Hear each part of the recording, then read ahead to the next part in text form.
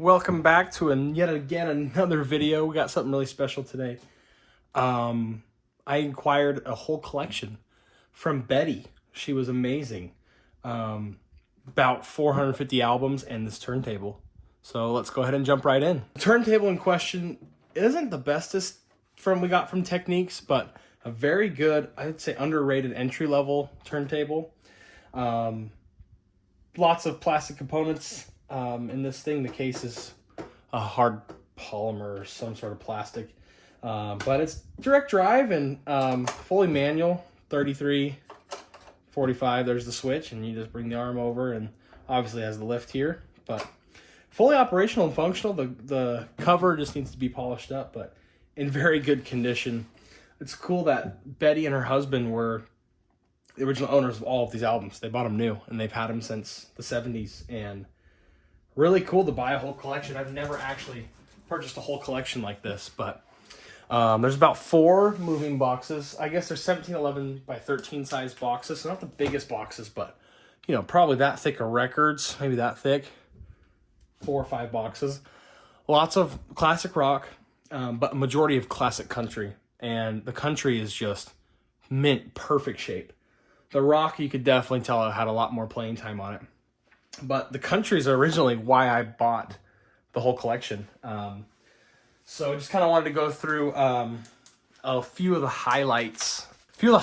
From the finds, honestly. It was really fun to I kind of looked through a few of the albums, checked the condition, and said, here's your money. I'm buying all of it. So some of I've been really looking for David Allan Coe recently. Found this Rides Again records on the table right now, and not in mint perfect shape, but very playable. Sounds good. Obviously got my sleeve back there, but that's just hard to find these days. So I got David Allan Coe, Deep Purple, Machine Head. Horribly dirty, but doesn't look too bad.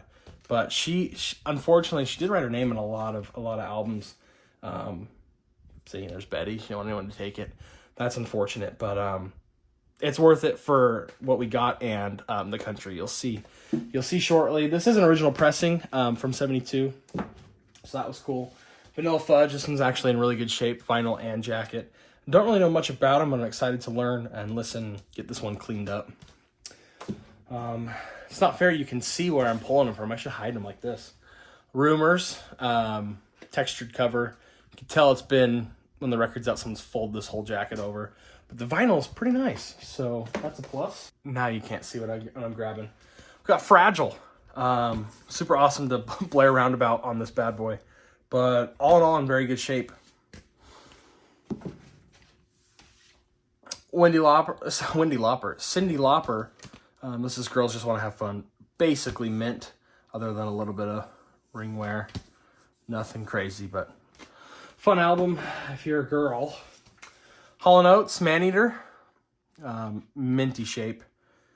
So that one was fun. I really love some of these like late 80s, early 90s country. What year is this one? This one's 86. This is like mid 80s, but some of the newer Randy Travis stuff's really hard to find.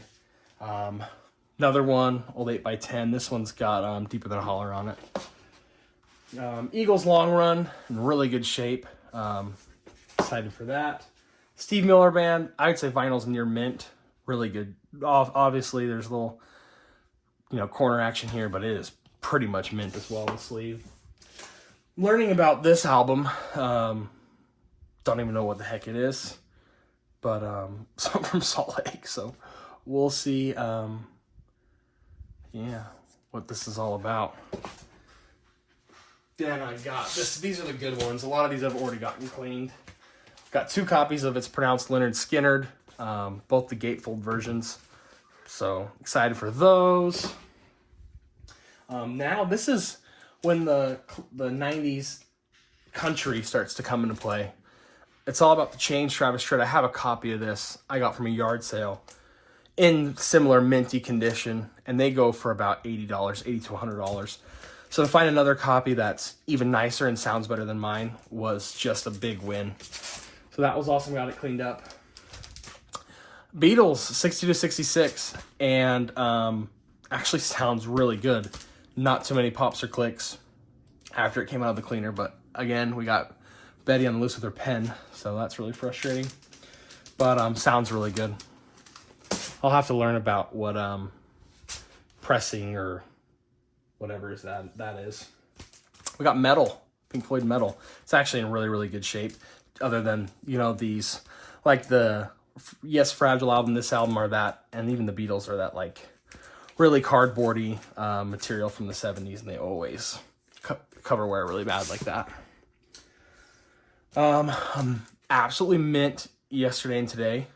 It is not a butcher repress or whatever, but freaking Betty, love her to death, but she had to put her signature on everything. She didn't want people listening to her albums, but it is absolutely mint.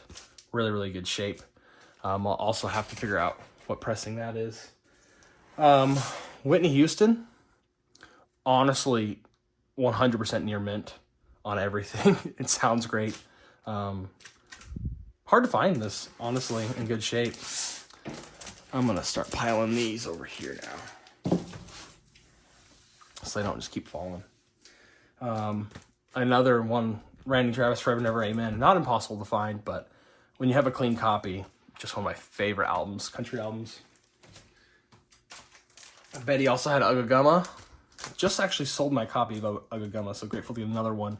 A little bit nicer shape, too. So, happy about that.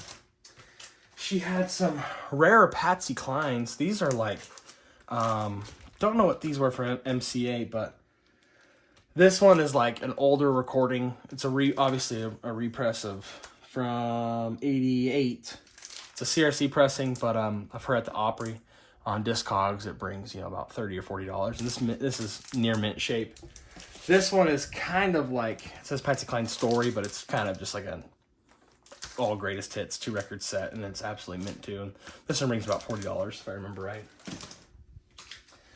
We got some Dwight Yoakam, another hard country artist to find local. I mean, I can find them on eBay or Discogs or whatever, but these are both absolutely mint. And we got Guitars and Cadillacs, and just looking for a hit. So 2 really good albums, excited for those. Moving on, we got some Doors.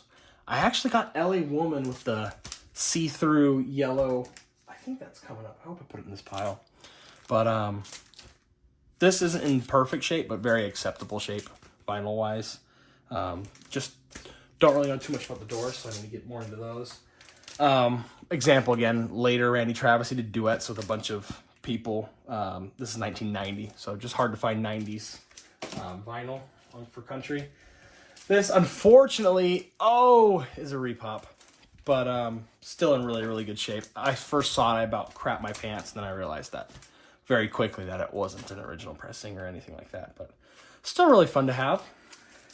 And then Rock and Roll Forever, I think this is just like a TV, like, promo, I guess. I don't really know.